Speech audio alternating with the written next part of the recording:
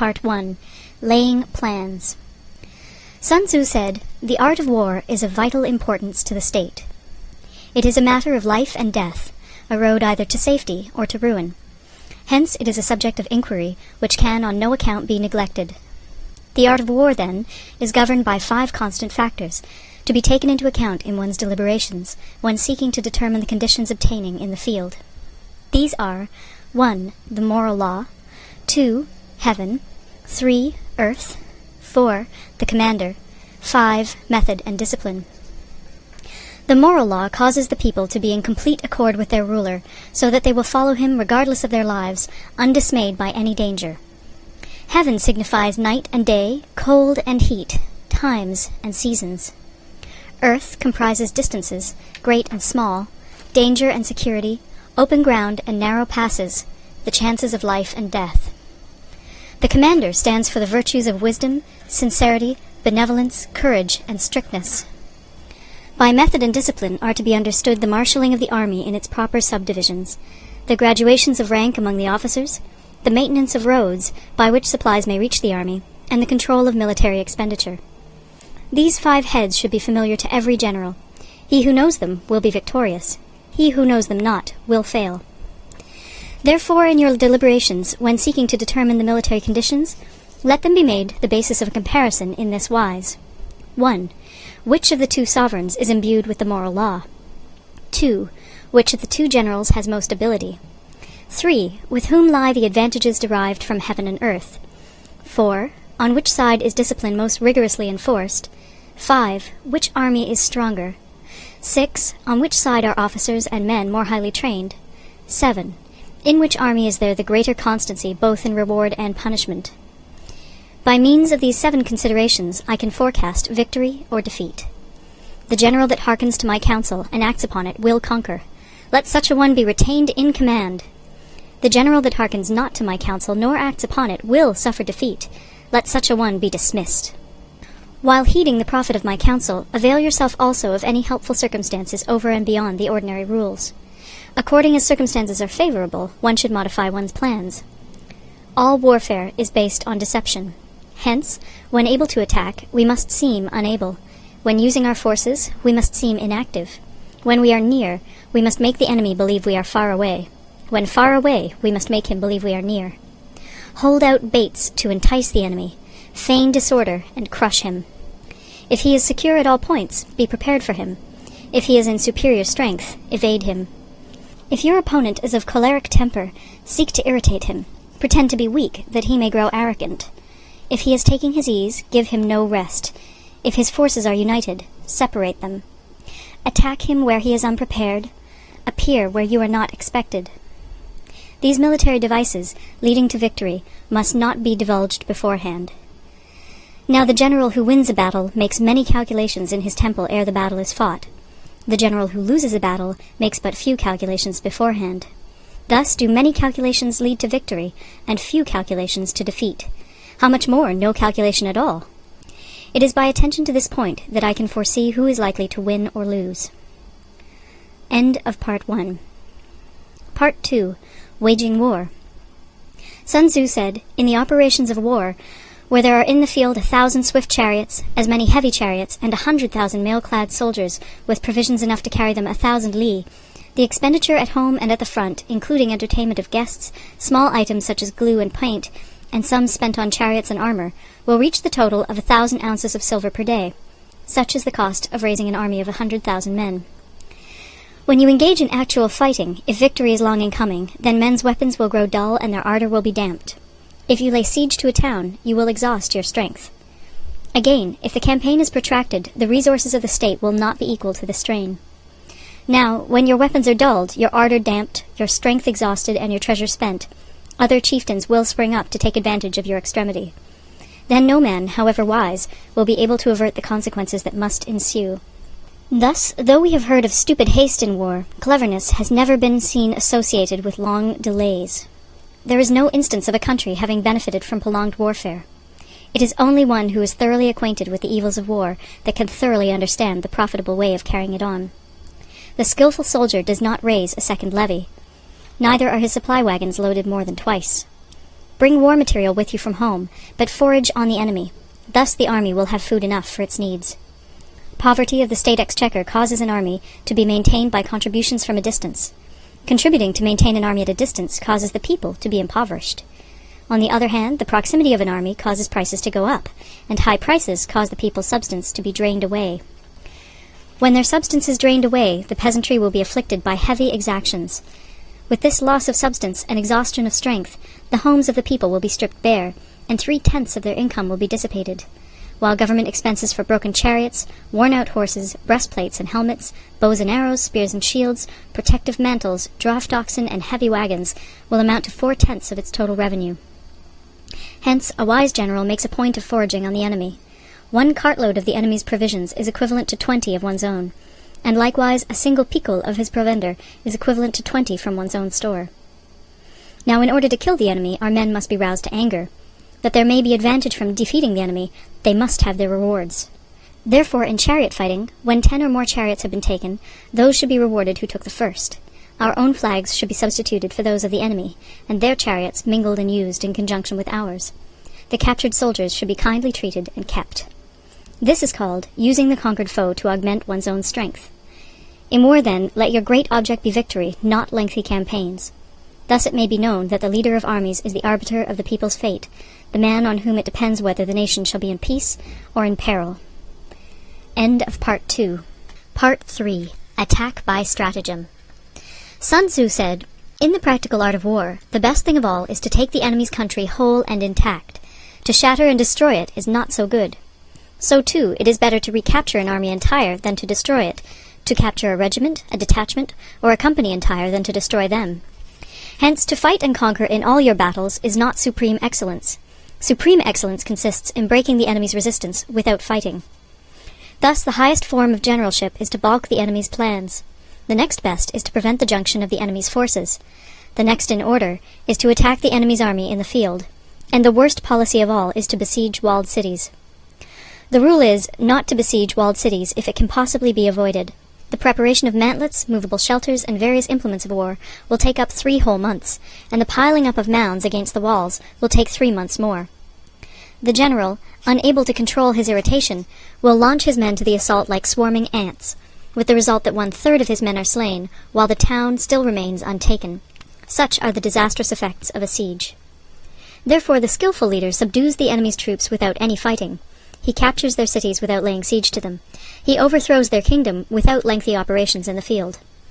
With his forces intact, he will dispute the mastery of the empire, and thus, without losing a man, his triumph will be complete. This is the method of attacking by stratagem. It is the rule in war, if our forces are 10 to the enemy's 1, to surround him, if 5 to 1, to attack him, if twice as numerous, to divide our army into 2. If equally matched, we can offer battle. If slightly inferior in numbers, we can avoid the enemy. If quite unequal in every way, we can flee from him. Hence, though an obstinate fight may be made by a small force, in the end it must be captured by the larger force. Now the general is the bulwark of the state. If the bulwark is complete at all points, the state will be strong. If the bulwark is defective, the state will be weak. There are 3 ways in which a ruler can bring misfortune upon his army. 1. By commanding the army to advance or to retreat, being ignorant of the fact that it cannot obey. This is called hobbling the army. 2. By attempting to govern an army in the same way as he administers a kingdom, being ignorant of the conditions which obtain in an army. This causes restlessness in the soldiers' minds. 3. By employing the officers of his army without discrimination through ignorance of the military principle of adaptation to circumstances. This shakes the confidence of the soldiers. But when the army is restless and distrustful, trouble is sure to come from the other feudal princes. This is simply bringing anarchy into the army and flinging victory away. Thus, we may know that there are 5 essentials for victory. 1. He will win who knows when to fight and when not to fight. 2. He will win who knows how to handle both superior and inferior forces. 3. He will win whose army is animated by the same spirit throughout all its ranks. 4. He will win who, prepared himself, waits to take the enemy unprepared. 5. He will win who has military capacity and is not interfered with by the sovereign.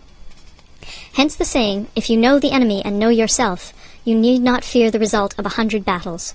If you know yourself, but not the enemy, for every victory gained you will also suffer a defeat. If you know neither the enemy nor yourself, you will succumb in every battle.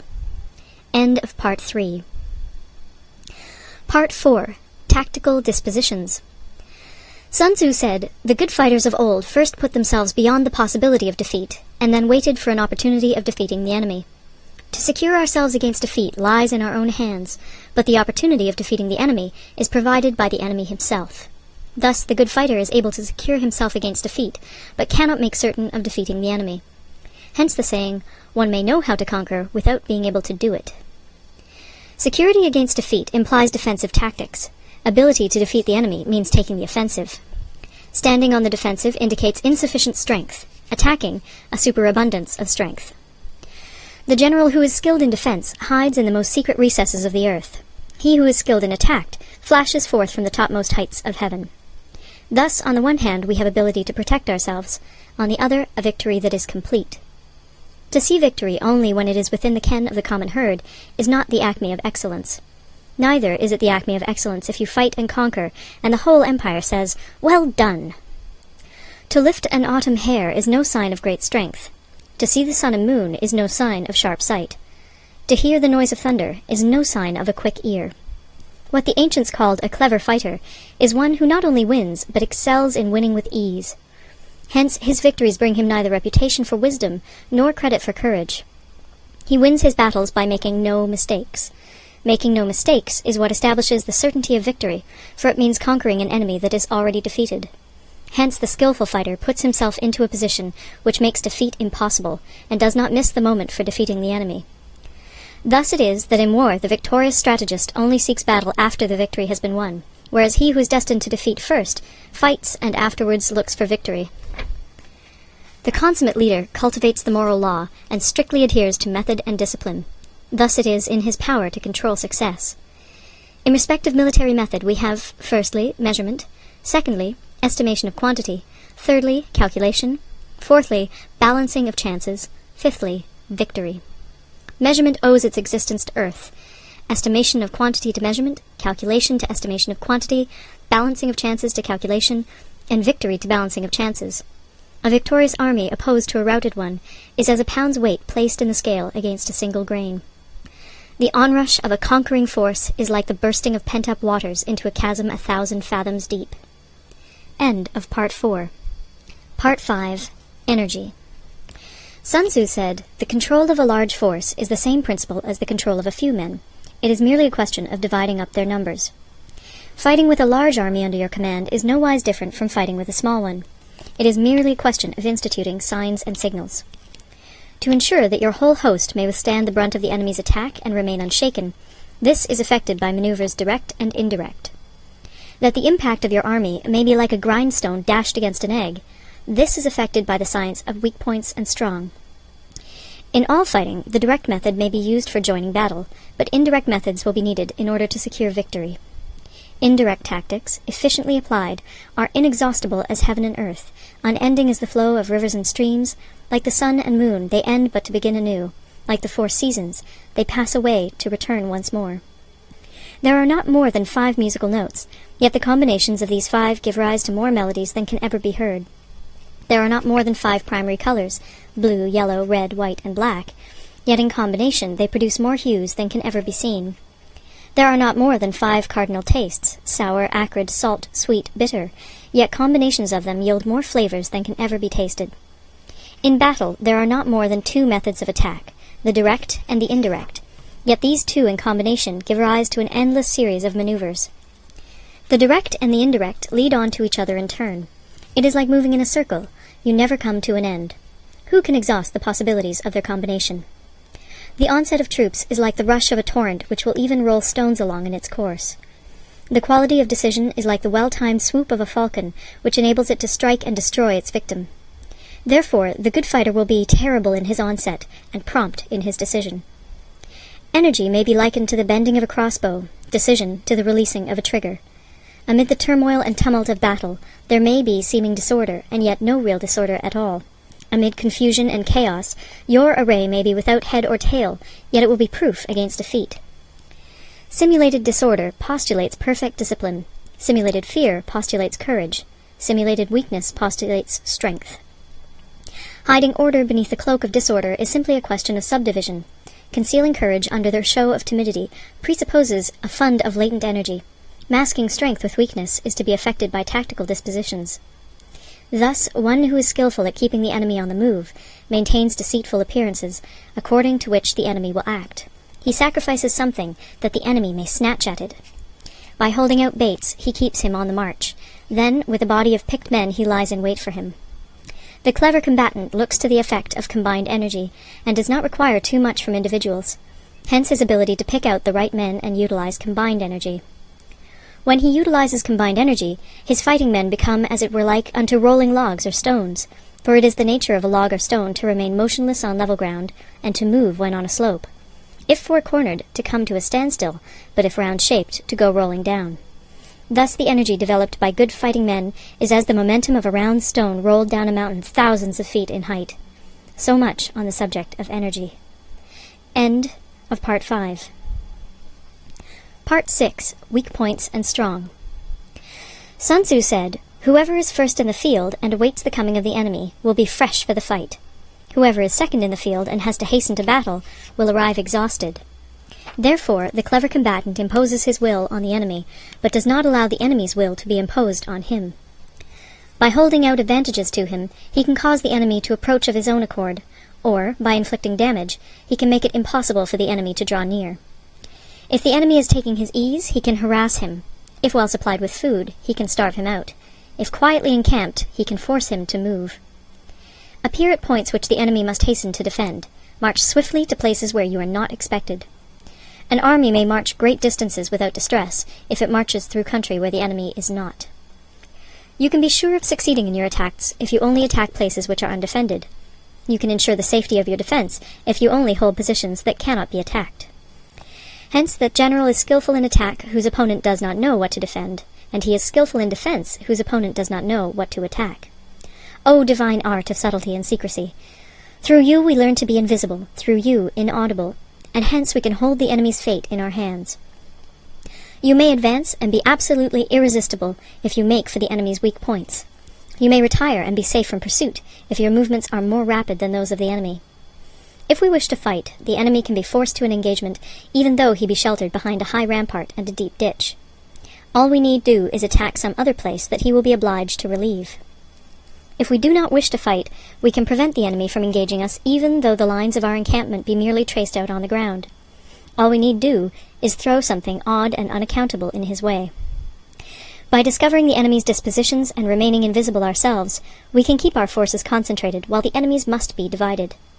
We can form a single united body while the enemy must split up into fractions. Hence, there will be a whole pitted against separate parts of a whole, which means that we shall be many to the enemy's few. And if we are able thus to attack an inferior force with a superior one, our opponents will be in dire straits. The spot where we intend to fight must not be made known, for then the enemy will have to prepare against a possible attack at several different points. And his forces being thus distributed in many directions, the numbers we shall have to face at any given point will be proportionately few. For, should the enemy strengthen his van, he will weaken his rear. Should he strengthen his rear, he will weaken his van. Should he strengthen his left, he will weaken his right. Should he strengthen his right, he will weaken his left. If he sends reinforcements everywhere, he will everywhere be weak. Numerical weakness comes from having to prepare against possible attacks. Numerical strength from compelling our adversary to make these preparations against us. Knowing the place and the time of the coming battle, we may concentrate from the greatest distances in order to fight. But if neither time nor place be known, then the left wing will be impotent to succour the right equally impotent to succour the left, the van unable to relieve the rear, or the rear to support the van. How much more so if the furthest proportions of the army are anything under 100 li apart, and even the nearest are separated by several li? Though according to my estimate the soldiers of Yue exceed our own in number, that shall advantage them nothing in the matter of victory. I say then that victory can be achieved. Though the enemy be stronger in numbers, we may prevent him from fighting. Scheme so as to discover his plans and the likelihood of their success. Rouse him and learn the principle of his activity or inactivity. Force him to reveal himself so as to find out his vulnerable spots. Carefully compare the opposing army with your own, so that you may know where strength is superabundant and where it is deficient. In making tactical dispositions, the highest pitch you can attain is to conceal them. Conceal your dispositions, and you will be safe from the prying of the subtlest spies, from the machinations of the wisest brains. How victory may be produced for them out of the enemy's own tactics, that is what the multitude cannot comprehend. All men can see the tactics whereby I conquer, but what none can see is the strategy out of which victory is evolved. Do not repeat the tactics which have gained you one victory, but let your methods be regulated by the infinite variety of circumstances. Military tactics are like unto water, for water in its natural course runs away from high places and hastens downwards. So in war, the way is to avoid what is strong and to strike at what is weak. Water shapes its course according to the nature of the ground over which it flows. The soldier works out his victory in relation to the foe whom he is facing. Therefore, just as water retains no constant shape, in warfare there are no constant conditions. He who can modify his tactics in relation to his opponent and thereby succeed in winning may be called a heaven-born captain. The 5 elements, water, fire, wood, metal, earth, are not always equally predominant. The 4 seasons make way for each other in turn. There are short days and long. The moon has its periods of waning and waxing. End of Part 6. Part 7. Maneuvering. Sun Tzu said, "In war, the general receives his commands from the sovereign. Having collected an army and concentrated his forces, he must blend and harmonize the different elements thereof before pitching his camp. After that comes tactical maneuvering, than which there is nothing more difficult. The difficulty of tactical maneuvering consists in turning the devious into the direct, and misfortune into gain. Thus, to take a long and circuitous route, after enticing the enemy out of the way, and those starting after him, to contrive to reach the goal before him, shows knowledge of the artifice of deviation. Maneuvering with an army is advantageous, with an undisciplined multitude, most dangerous. If you set a fully equipped army in march in order to snatch an advantage, the chances are that you will be too late. On the other hand, to detach a flying column for the purpose involves the sacrifice of its baggage and stores. Thus, if you order your men to roll up their buff coats and make forced marches without halting day or night, covering double the usual distance at a stretch, doing 100 li in order to wrest an advantage, the leaders of all your 3 divisions will fall into the hands of the enemy. The stronger men will be in front, the jaded ones will fall behind, and on this plan only 1/10 of your army will reach its destination. If you march 50 li in order to outmaneuver the enemy, you will lose the leader of your first division, and only half your force will reach the goal. If you march 30 li with the same object, 2/3 of your army will arrive. We may take it then that an army without its baggage train is lost. Without provisions, it is lost. Without bases of supply, it is lost. We cannot enter into alliances until we are acquainted with the designs of our neighbors. We are not fit to lead an army on the march unless we are familiar with the face of the country, its mountains and forests, its pitfalls and precipices, its marshes and swamps. We shall be unable to turn natural advantage to account unless we make use of local guides. In war, practice dissimulation and you will succeed.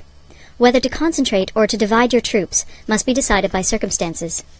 Let your rapidity be that of the wind, your compactness that of the forest.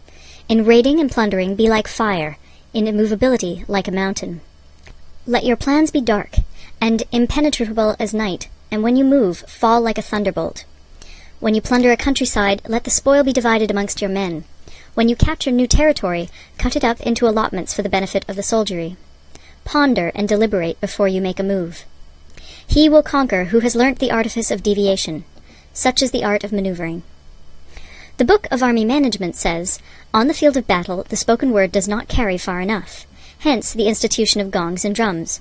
Nor can ordinary objects be seen clearly enough. Hence the institution of banners and flags. Gongs and drums, banners and flags, are means whereby the ears and eyes of the host may be focused on one particular point. The host thus forming a single united body, it is impossible either for the brave to advance alone, or for the cowardly to retreat alone. This is the art of handling large masses of men. In night fighting, then, make much use of signal flyers and drums, and in fighting by day, of flags and banners, as a means of influencing the ears and eyes of your army. A whole army may be robbed of its spirit. A commander-in-chief may be robbed of his presence of mind. Now, a soldier's spirit is keenest in the morning. By noonday it has begun to flag, and in the evening his mind is bent only on returning to camp. A clever general, therefore, avoids an army when its spirit is keen, but attacks it when it is sluggish and inclined to return. This is the art of studying moods. Disciplined and calm, to await the appearance of disorder and hubbub amongst the enemy. This is the art of retaining self-possession. To be near the goal while the enemy is still far from it, to wait at ease while the enemy is toiling and struggling, To be well fed while the enemy is famished. This is the art of husbanding one's strength. To refrain from intercepting an enemy whose banners are in perfect order. To refrain from attacking an army drawn up in calm and confident array. This is the art of studying circumstances. It is a military axiom not to advance uphill against the enemy, nor to oppose him when he comes downhill. Do not pursue an enemy who simulates flight. Do not attack soldiers whose temper is keen. Do not swallow bait offered by the enemy. Do not interfere with an army that is returning home. When you surround an army, leave an outlet free. Do not press a desperate foe too hard. Such is the art of warfare. End of Part 7. Part 8. Variation in Tactics. Sun Tzu said, "In war, the general receives his commands from the sovereign, collects his army, and concentrates his forces. When in difficult country, do not encamp. In country where high roads intersect, join hands with your allies. Do not linger in dangerously isolated positions. In hemmed-in situations, you must resort to stratagem. In desperate position, you must fight. There are roads which must not be followed, armies which must not be attacked, towns which must not be besieged, positions which must not be contested, commands of the sovereign which must not be obeyed." The general who thoroughly understands the advantages that accompany variation of tactics knows how to handle his troops. The general who does not understand these may be well acquainted with the configuration of the country, yet he will not be able to turn his knowledge to practical account. So, the student of war who is unversed in the art of war of varying his plans, even though he be acquainted with the 5 advantages, will fail to make the best use of his men. Hence, in the wise leader's plans, considerations of advantage and of disadvantage will be blended together. If our expectation of advantage be tempered in this way, we may succeed in accomplishing the essential part of our schemes. If, on the other hand, in the midst of difficulties we are always ready to seize an advantage, we may extricate ourselves from misfortune. Reduce the hostile chiefs by inflicting damage on them, and make trouble for them, and keep them constantly engaged. Hold out specious allurements, and make them rush to any given point. The art of war teaches us to rely not on the likelihood of the enemy's not coming, but on our own readiness to receive him. Not on the chance of his not attacking, but rather on the fact that we have made our position unassailable. There are 5 dangerous faults which may affect a general. 1. Recklessness, which leads to destruction. 2. Cowardice, which leads to capture. 3. A hasty temper, which can be provoked by insults. 4. A delicacy of honor, which is sensitive to shame. 5. Over-solicitude for his men, which exposes him to worry and trouble. These are the 5 besetting sins of a general, ruinous to the conduct of war. When an army is overthrown and its leader slain, the cause will surely be found among these 5 dangerous faults. Let them be a subject of meditation. End of Part 9. Part 9. The Army on the March. Sun Tzu said, "We come now to the question of encamping the army, and observing signs of the enemy. Pass quickly over mountains, and keep in the neighborhood of valleys. Camp in high places, facing the sun. Do not climb heights in order to fight." So much for mountain warfare. After crossing a river, you should get far away from it. When an invading force crosses a river in its onward march, do not advance to meet it in midstream. It will be best to let half the army get across, and then deliver your attack. If you are anxious to fight, you should not go to meet the invader near a river which he has to cross. Moor your craft higher up than the enemy, and facing the sun. Do not move upstream to meet the enemy. So much for river warfare. In crossing salt marshes, your sole concern should be to get over them quickly, without any delay. If forced to fight in a salt marsh, you should have water and grass near you, and get your back to a clump of trees. So much for operations in salt marshes. In dry, level country, take up an easily accessible position with rising ground to your right and on your rear, so that the danger may be in front and safety lie behind. So much for campaigning in flat country. These are the 4 useful branches of military knowledge which enabled the Yellow Emperor to vanquish 4 several sovereigns. All armies prefer high ground to low, and sunny places to dark. If you are careful of your men and camp on hard ground, the army will be free from disease of every kind, and this will spell victory. When you come to a hill or a bank, occupy the sunny side, with the slope on your right rear. Thus you will at once act for the benefit of your soldiers, and utilize the natural advantages of the ground. When, in consequence of heavy rains up country, a river which you wish to ford is swollen and flecked with foam, you must wait until it subsides. Country in which there are precipitous cliffs with torrents running between, deep natural hollows, confined places, tangled thickets, quagmires, and crevasses should be left with all possible speed and not approached. While we keep away from such places, we should get the enemy to approach them. While we face them, we should let the enemy have them on his rear. If in the neighborhood of your camp there should be any hilly country, ponds surrounded by aquatic grass, hollow basins filled with reeds, or woods with thick undergrowth, they must be carefully routed out and searched, for these are places where men in ambush or insidious spies are likely to be lurking. When the enemy is close at hand and remains quiet, he is relying on the natural strength of his position. When he keeps aloof and tries to provoke a battle, he is anxious for the other side to advance. If his place of encampment is easy of access, he is tendering a bait. Movement amongst the trees of a forest shows that the enemy is advancing. The appearance of a number of screens in the midst of thick grass means that the enemy wants to make us suspicious. The rising of birds in their flight is the sign of an ambuscade. Startled beasts indicate that a sudden attack is coming. When there is dust rising in a high column, it is the sign of chariots advancing. When the dust is low, but spread over a wide area, it betokens the approach of infantry. When it branches out in different directions, it shows that parties have been sent to collect firewood. A few clouds of dust, moving to and fro, signify that the army is encamping. Humble words and increased preparations are signs that the enemy is about to advance. Violent language and driving forward as if to the attack are signs that he will retreat. When the light chariots come out first and take up a position on the wings, it is a sign that the enemy is forming for battle. Peace proposals unaccompanied by a sworn covenant indicate a plot. When there is much running about and the soldiers fall into rank, it means that the critical moment has come. When some are seen advancing and some retreating, it is a lure. When the soldiers stand leaning on their spears, they are faint from want of food. If those who are sent to draw water begin by drinking themselves, the army is suffering from thirst. If the enemy sees an advantage to be gained and makes no effort to secure it, the soldiers are exhausted. If birds gather on any spot, it is unoccupied. Clamor by night betokens nervousness. If there is a disturbance in the camp, the general's authority is weak.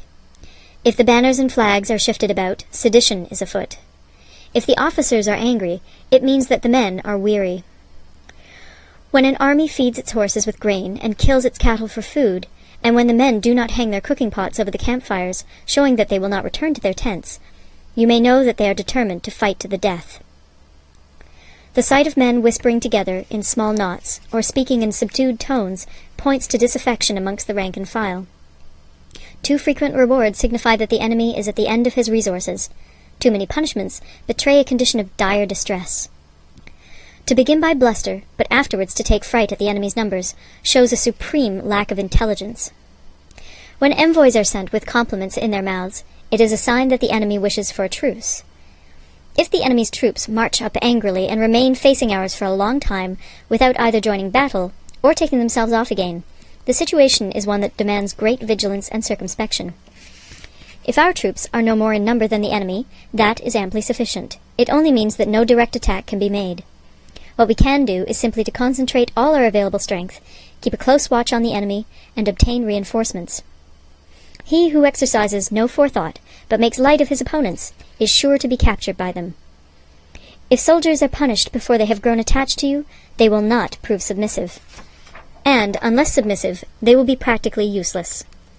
If, when the soldiers have become attached to you, punishments are not enforced, they will still be useless. Therefore, soldiers must be treated in the first instance with humanity, but kept under control by means of iron discipline.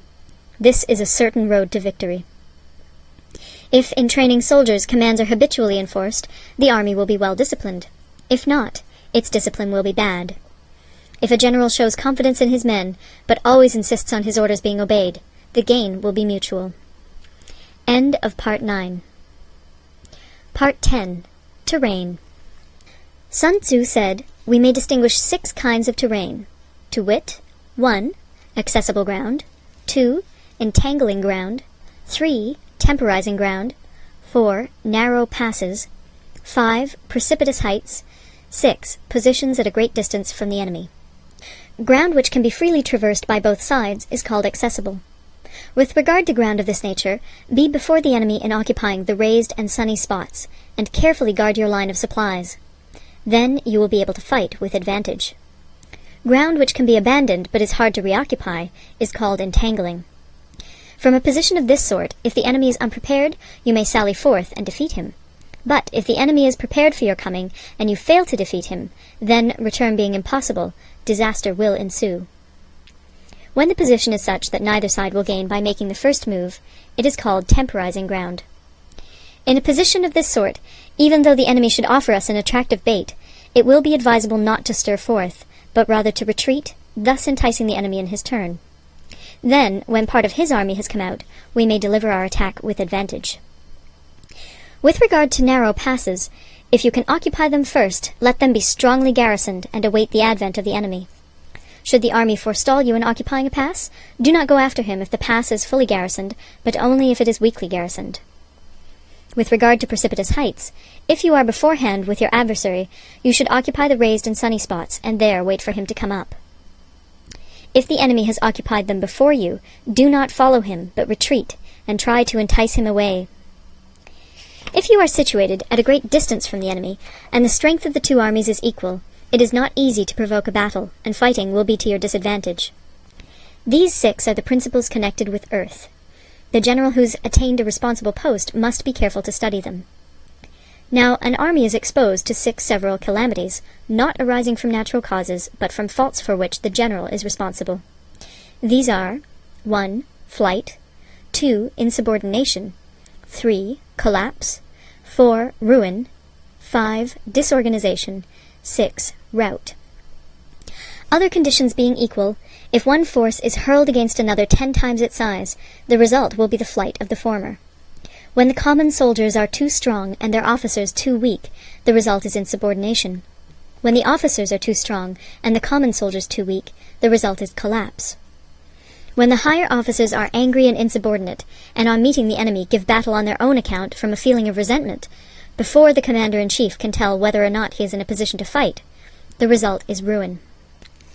When the general is weak and without authority, when his orders are not clear and distinct, when there are no fixed duties assigned to officers and men, and the ranks are formed in a slovenly, haphazard manner, the result is utter disorganization. When a general, unable to estimate the enemy's strength, allows an inferior force to engage a larger one, or hurls a weak detachment against a powerful one, and neglects to place picked soldiers in the front rank, the result must be rout. These are 6 ways of courting defeat, which must be carefully noted by the general who has attained a responsible post. The natural formation of the country is the soldier's best ally, but a power of estimating the adversary, of controlling the forces of victory, and of shrewdly calculating difficulties, dangers, and distances, constitutes the test of a great general. He who knows these things, and in fighting puts his knowledge into practice, will win his battles. He who knows them not, nor practices them, will surely be defeated. If fighting is sure to result in victory, then you must fight, even though the ruler forbid it. If fighting will not result in victory, then you must not fight, even at the ruler's bidding. The general who advances without coveting fame, and retreats without fearing disgrace, whose only thought is to protect his country and do good service for his sovereign, is the jewel of the kingdom.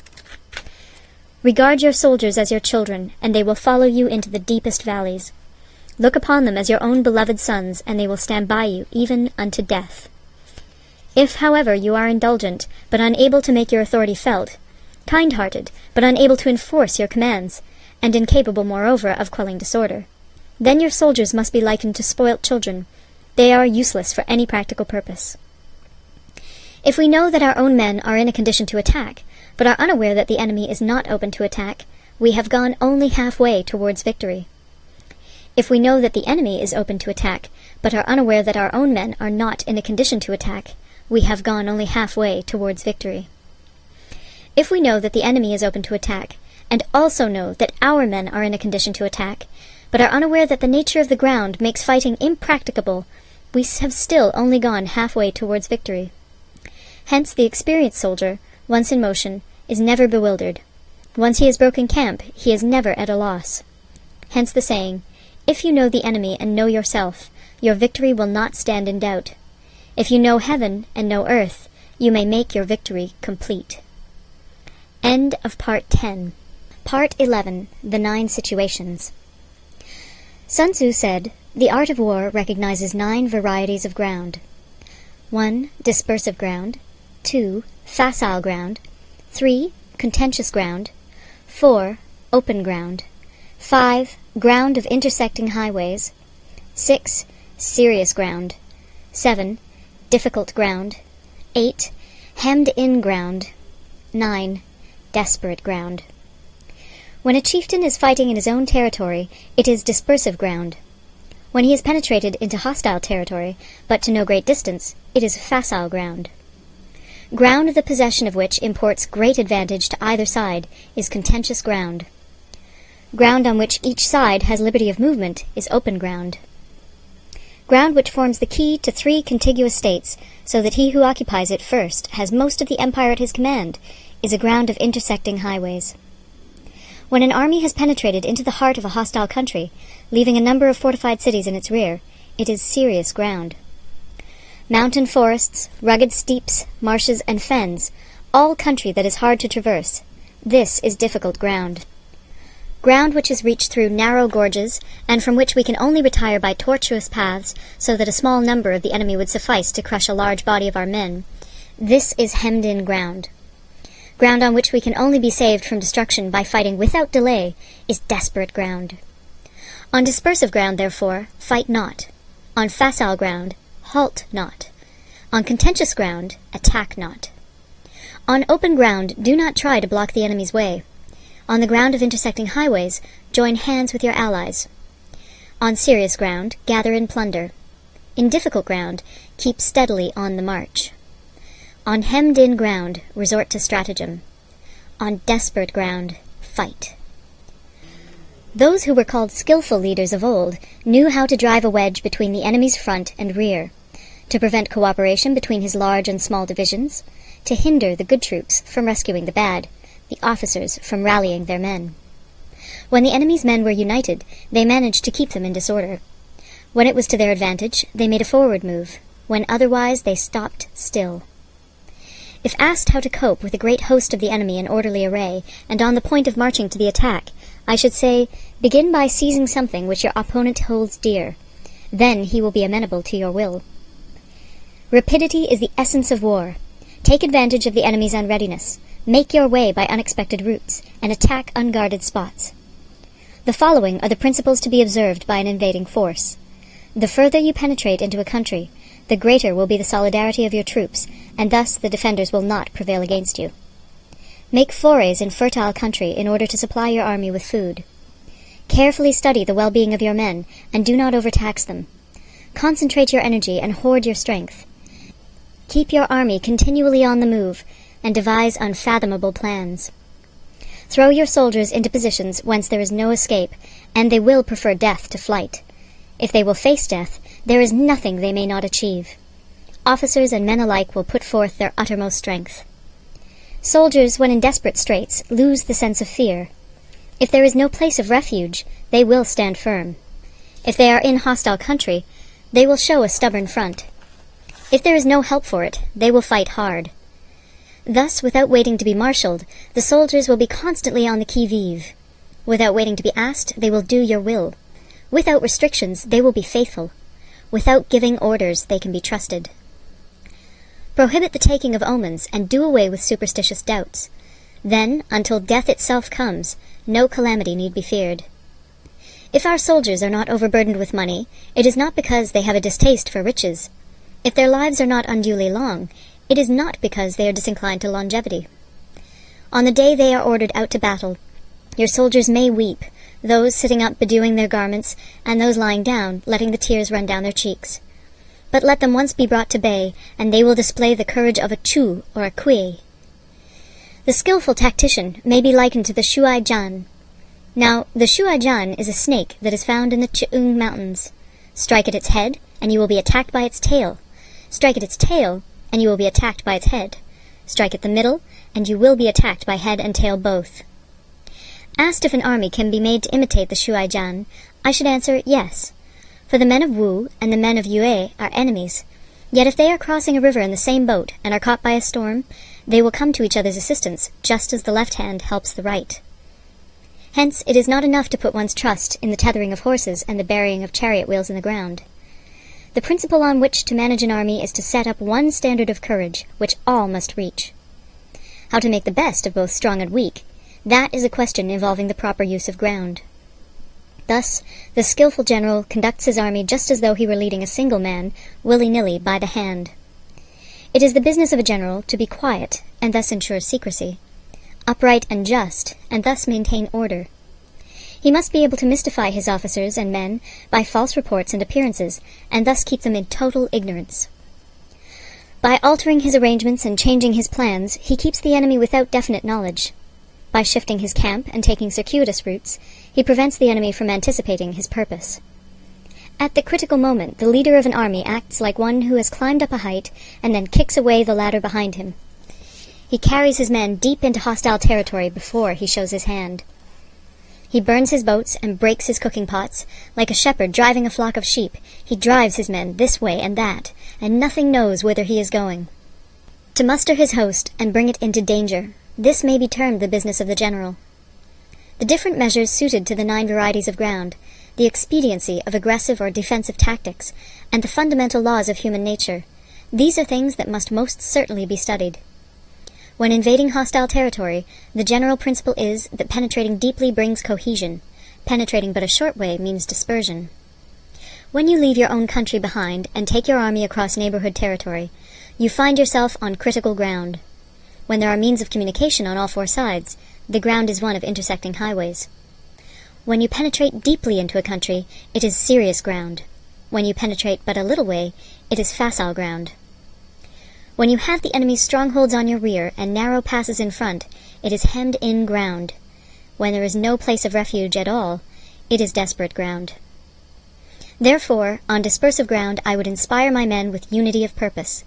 On facile ground, I would see that there is close connection between all parts of my army. On contentious ground, I would hurry up my rear. On open ground, I would keep a vigilant eye on my defenses. On ground of intersecting highways, I would consolidate my alliances. On serious ground, I would try to ensure a continuous stream of supplies. On difficult ground, I would keep pushing on along the road. On hemmed-in ground, I would block any way of retreat. On desperate ground, I would proclaim to my soldiers the hopelessness of saving their lives. For it is the soldier's disposition to offer an obstinate resistance when surrounded, to fight hard when he cannot help himself, and to obey promptly when he has fallen into danger. We cannot enter into alliance with neighboring princes until we are acquainted with their designs. We are not fit to lead an army on the march unless we are familiar with the face of the country, its mountains and forests, its pitfalls and precipices, its marshes and swamps. We shall be unable to turn natural advantages to account unless we make use of local guides.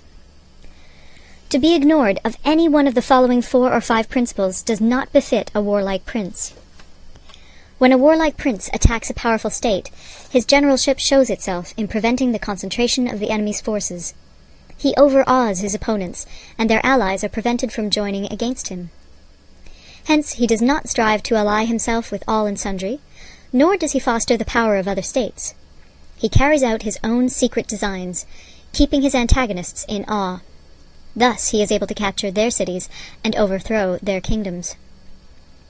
Bestow rewards without regard to rule, issue orders without regard to previous arrangements, and you will be able to handle a whole army as though you had to do with but a single man. Confront your soldiers with the deed itself. Never let them know your design. When the outlook is bright, bring it before their eyes, but tell them nothing when the situation is gloomy. Place your army in deadly peril, and it will survive. Plunge it into desperate straits, and it will come off in safety. For it is precisely when a force has fallen into harm's way that it is capable of striking a blow for victory. Success in warfare is gained by carefully accommodating ourselves to the enemy's purpose. By persistently hanging on the enemy's flank, we shall succeed in the long run in killing the commander-in-chief. This is called ability to accomplish a thing by sheer cunning. On the day that you take up your command, block the frontier passes, destroy the official tallies, and stop the passage of all emissaries. Be stern in the council chamber so that you may control the situation. If the enemy leaves the door open, you must rush in. Forestall your opponent by seizing what he holds dear, and subtly contrive to time his arrival on the ground. Walk in the path defined by rule, and accommodate yourself to the enemy until you can fight a decisive battle. At first, then, exhibit the coyness of a maiden, until the enemy gives you an opening. Afterwards, emulate the rapidity of a running hare, and it will be too late for the enemy to oppose you. End of Part 11. Part 12. The Attack by Fire. Sun Tzu said, "There are 5 ways of attacking with fire. The first is to burn soldiers in their camp. The second is to burn stores. The third is to burn baggage trains. The fourth is to burn arsenals and magazines. The fifth is to hurl dropping fire amongst the enemy." In order to carry out an attack, we must have means available. The material for raising fire should always be kept in readiness. There is a proper season for making attacks with fire, and special days for starting a conflagration. The proper season is when the weather is very dry. The special days are those when the moon is in the constellations of the Sieve, the Wall, the Wing, or the Crossbar, for these 4 are all days of rising wind. In attacking with fire, one should be prepared to meet 5 possible developments. 1. When fire breaks out inside to enemy's camp, respond at once with an attack from without. 2. If there is an outbreak of fire, but the enemy's soldiers remain quiet, bide your time and do not attack. 3. When the force of the flames has reached its height, follow it up with an attack, if that is practicable. If not, stay where you are. 4. If it is possible to make an assault with fire from without, do not wait for it to break out within, but deliver your attack at a favorable moment. 5. When you start a fire, be to windward of it. Do not attack from the leeward. A wind that rises in the daytime lasts long, but a night breeze soon falls. In every army, the 5 developments connected with fire must be known, the movements of the stars calculated, and a watch kept for the proper days. Hence, those who use fire as an aid to the attack show intelligence. Those who use water as an aid to the attack gain an accession of strength.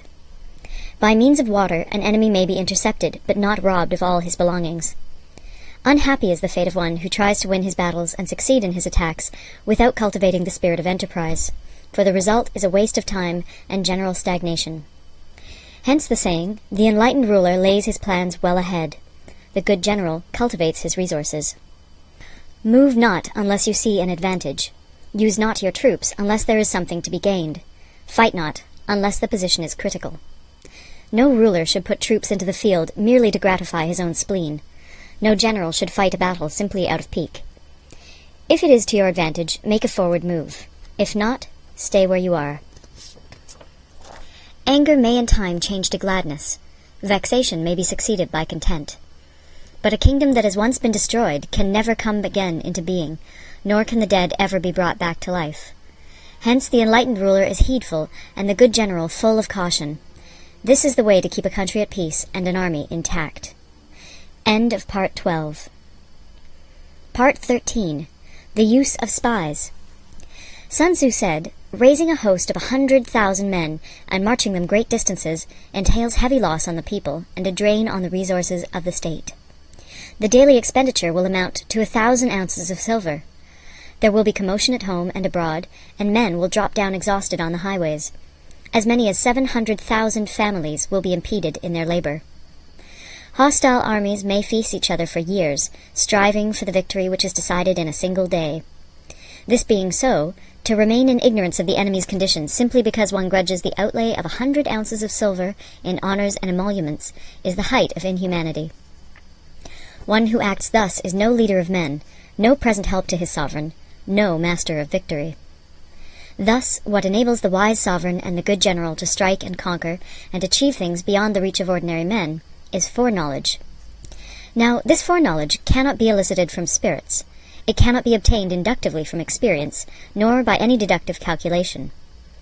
Knowledge of the enemy's dispositions can only be obtained from other men. Hence the use of spies, of whom there are 5 classes. 1. Local spies. 2. Inward spies. 3. Converted spies. 4. Doomed spies. 5. Surviving spies. When these 5 kinds of spy are all at work, none can discover the secret system. This is called divine manipulation of the threads. It is the sovereign's most precious faculty. Having local spies means employing the services of the inhabitants of a district. Having inward spies, making use of officials of the enemy. Having converted spies, getting hold of the enemy's spies and using them for our own purposes. Having doomed spies, doing certain things openly for purposes of deception, and allowing our spies to know of them and report them to the enemy. Surviving spies, finally, are those who bring back news from the enemy's camp. Hence it is that none in the whole army are more intimate relations to be maintained than with spies.